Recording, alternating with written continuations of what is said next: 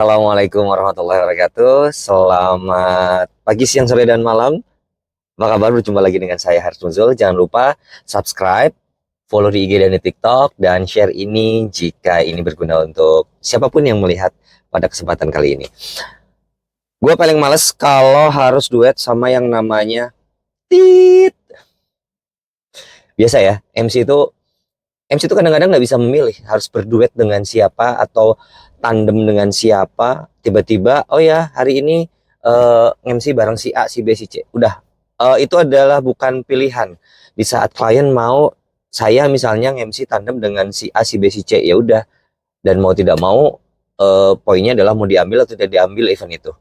Jadi kadang-kadang ada yang kayak curhat gitu, gue males nih kalau gue tandem sama si A soalnya terlalu dominan, gue males nih kalau tandem sama si B soalnya gue kok di atas stage kok dibully, gue males nih sama si C karena kalau si C tuh kalau ngasih tau gue tuh di atas panggung di depan umum gitu, gue males nih sama si D karena gue nggak dikasih kesempatan untuk berbicara.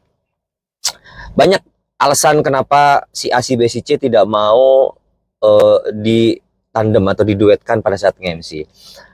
Gue sih berpikirnya ya karena ini profesi yang bisa disebut profesi yang profesional, mau tidak mau kayaknya kita harus siap ditandem dengan siapa saja. Pilihannya kalau siap ya berarti diambil, kalau nggak siap lebih baik tidak usah diambil daripada menjadi menggerutu di belakang gitu. Itu sih, jadi siapapun yang menjadi partner tandem, poinnya adalah harus komunikasi. Apalagi kalau pertama kali bertemu untuk tandem MC. Itu benar-benar koordinasi. Jangan sampai nanti pada saat on stage bingung, kikuk gitu. Ih, siapa dulu yang ngomong? Lu dulu yang ngomong, gue dulu yang ngomong. Nah, hal yang kayak gitu. Nah, pentingnya untuk koordinasi di bawah. Dan apalagi kalau misalnya di wedding ya, kemudian misalnya di akad nikah. Nah, sebenarnya yang paling PR itu kalau harus tandem di akad nikah. Karena akad nikah itu apa ya, urutannya tuh sudah pakem seperti itu ya. Jadi sudah ada urutannya. Tapi kalau resepsi kan lebih ke bisa kita ngobrol, bisa cicat dan sebagainya. Tapi kalau di akad nikah tuh lebih ke acara ya bisa dikatakan formalnya pernikahan gitulah. Nah, itu yang harus benar-benar dibagi partnya. Saya part apa, si A part apa gitu. Kalau tandem di akad nikah itu emang yang paling PR. Jadi harus benar-benar dibagi part-partnya dan itu benar-benar harus kayak ditulis, oke ini part si A, ini part si B gitu. Supaya apa? Jangan sampai nanti terkesan kok si A yang terlalu dominan, kayak yang terkesan kok si B, kok gua nggak selalu dikasih ruang untuk berbicara. Nah, itu pentingnya untuk koordinasi, dan kalau ada WO pentingnya LOMC untuk dapat membagi part ini gitu. Mungkin diserahkan kepada MC-nya, tapi kadang-kadang ada MC yang udah terserah WO-nya mau seperti apa. Nah, itu juga jangan sampai nanti jadi di tengah acara kok kayak kayak rebutan part gitu kan, nggak lucu ya. Jadi dengan siapapun kita tandem, dengan siapapun kita nanti akan nge-MC, mau tidak mau harus siap.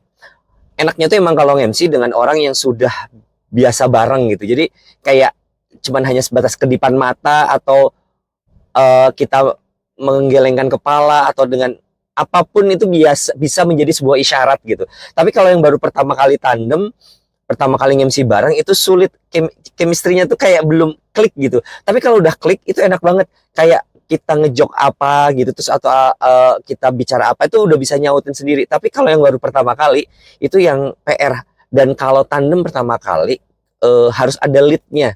Siapa yang nge-lead gitu. Jadi lebih baik harus ada yang ngelit dan yang satunya followers gitu. Jadi jangan sampai dua-duanya ingin terlihat dominan kemudian ngelit bareng gitu ya. Itu yang sulit. Jadi terlihat kayak persaingannya itu keras gitu loh. Jadi ya udah tinggal ngimbangin. Kalau udah ada yang ngelit kita tinggal ngimbangin doang nih. Kayak tinggal jawab-jawab pertanyaan terus ngasih nyeletuk pertanyaan yang melanjutkan pertanyaan sebelumnya. Hal-hal yang kayak gitu yang sebenarnya perlu jam terbang sih.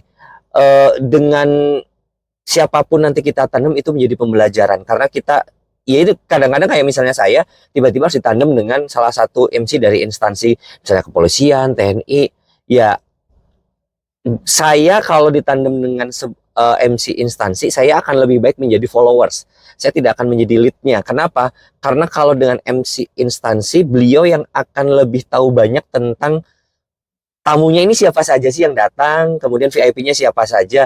Nah, saya lebih baik mengikuti gitu. Jangan sampai malah saya yang lead karena saya tidak tahu si A si B-nya sih siapa yang datang, apalagi kalau misalnya tamu instansi, kemudian banyak tamu VIP-nya, beliau ini yang pasti akan lebih tahu banyak tentang tamu VIP-nya. Jadi saya lebih baik menjadi followers. Kapan saya masuk, saya akan tanya, saya akan benar-benar kasih partnya nih, berarti part ibu atau bapak. Nanti kalau ada VIP ini, silahkan ini bagian ibu semuanya, instansi misalnya dari TNI atau dari kepolisian, silahkan itu partnya ibu semua. Karena apa? Karena beliau yang lebih tahu, kayak misalnya masalah jabatan, masalah apapun lah, dia pasti akan lebih tahu dibanding saya. Jadi saya lebih baik pada saat itu saya menjadi followers. Jadi saya hanya mengimbangi saja dan saya akan menyempurnakan ibu pada atau bapak pada saat MC hari itu. Gitu. Jadi ya itu kita kan tidak bisa memilih ya, kita harus berpartner MC dengan siapa saja, tetapi poinnya harus bagi part gitu kalau misalnya baru pertama kali. Tapi kalau sudah biasa kayak saya beberapa kali sudah biasa dengan beberapa MC, ya udah kayak oke, siap ya, kayak biasa. Oke, kayak biasa tuh kita udah ngerti, kayak yang cuma hanya sebatas senyum, sebatas anggukan, sebatas ngeliatin apa mata gitu, apa kayak pandangan aja udah bisa berbicara gitu.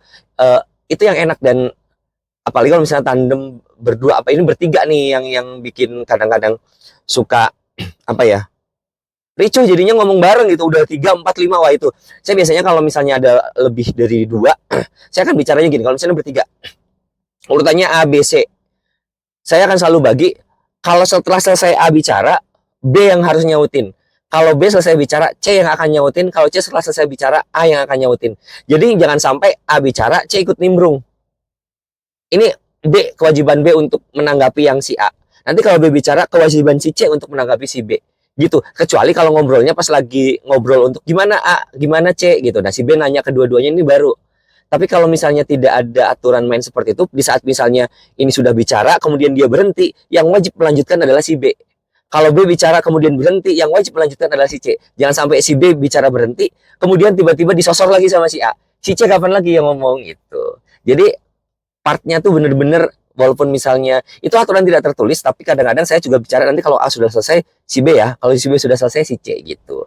Jadi setiap orang, setiap MC juga punya trik masing-masing. Jadi silahkan diatur bagaimana baiknya. Tapi yang jelas gimana caranya acara itu dapat berjalan dengan lancar. Itu aja sedikit tips dari saya gimana caranya MC tandem. Semoga bermanfaat. Jangan lupa subscribe, diskusi di bawah ini. Kemudian jangan lupa share dan follow IG dan TikTok saya. Kalian pernah merasakan bete saat nge-MC tandem itu pada saat kapan dan momen apa? Kalau boleh, siapa? Assalamualaikum warahmatullahi wabarakatuh.